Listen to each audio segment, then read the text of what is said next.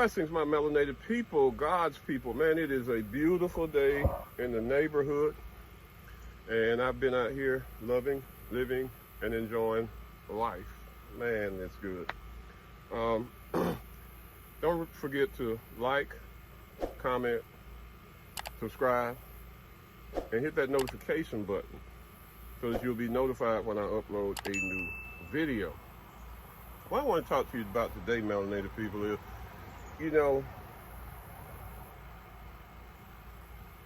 I'm just astounded by how people come on and comment about how there is no such thing as white privilege anymore, how I'm just whining, just making excuses, black people are lazy, la-di-dee, la-di-da. But this next clip, I'm not coming back after this because this is self-explanatory what it is. This is white privilege at its best. And before you come on here commenting about it, saying it's this, it's that, or I'm just complaining, you can kiss my black ass. And I mean that thoroughly. Because white privilege does exist, and this proves it. All right, melanated people. You know I ain't got nothing but love for you.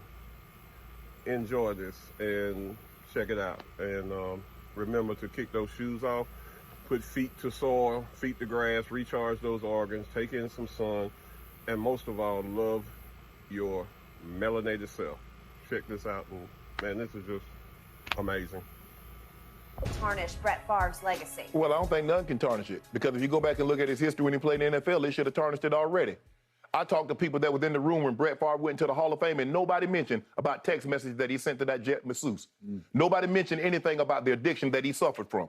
But yet T.O., they brought up everything. Can you imagine if T.O. would have had an incidents like Brett Favre off the field? T.O. still, to this day right now, would not be in the Hall of Fame. Yet they walked right past it like Brett Favre did nothing.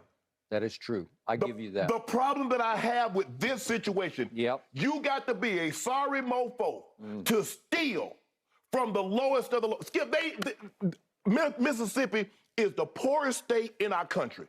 It is. Its citizens. So if they're the poorest state, Brett Favre is taken from the underserved.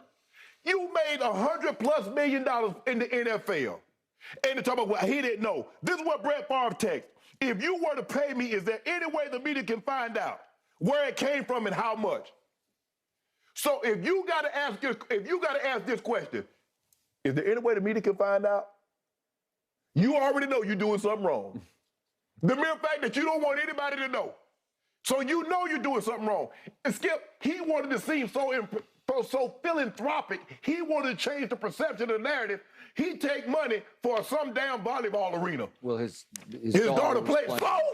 So, but you see what Brett Favre did for his alma mater? No, he didn't get no money came out of his pocket. He stole money from people that really needed that money. Yep. Man, this is embarrassing. And he's not the only one. Ted DiBiase, a former wrestler, even Marcus Dupree, a great running back at the school that you loved growing up, Oklahoma. He got money. How can you got to be really low to take from the poorest of the poor? Brett, you ain't got enough money? Okay, Skip, listen. You know you're not supposed to have this. But how about go give the damn speeches? They're paying you to give speeches, and you didn't even give the speeches. And now you won't even pay the money back. And they fired one of the guys that say he tried to recoup the money. They fired him well, he was a Clinton appointee. This was political. Yep. Shouldn't you get the money back? Have nothing to do with politics. The man got and this is what we know. Skip, when black and brown people do fraud the government, they hell bent. You get an EBT card, or you get WIC, or you get stuff like that, boy, they move heaven and earth to try to put you in jail for $400 little measly dollars. Fact. Now this man done took $1 million. Somebody got $3 million. Somebody got $400,000. Yep. And they sitting around like, well, you know, it happened, and we'll see. And they're gonna get more money and do it all over again. And to your point, the Mississippi Department of Human Services had to file a civil lawsuit against Brett Favre because he had not paid back the interest he owed on the $1.1 million that he was fraudulently given for giving no speeches. Right. And he won't even pay the 1.1 back. He won't even pay the interest on the money. Right. It's $228,000. I mean, you got to be really low. Yeah. You got to be really low. And people and politicians, you got to be really low too.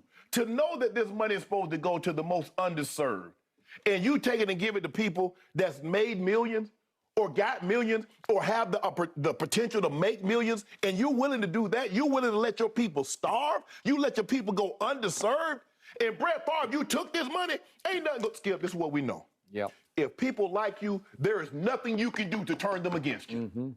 We've seen this before now. We see what's going on right now. We got people bending themselves, becoming contortionists, trying to explain away what somebody doing with top secret documents at their location. They bend themselves in pretzel. They looking like Neo in the Matrix. Yep. So nothing Brett Favre can do. But he's been a sleazeball. He's been shady for a very, very long time.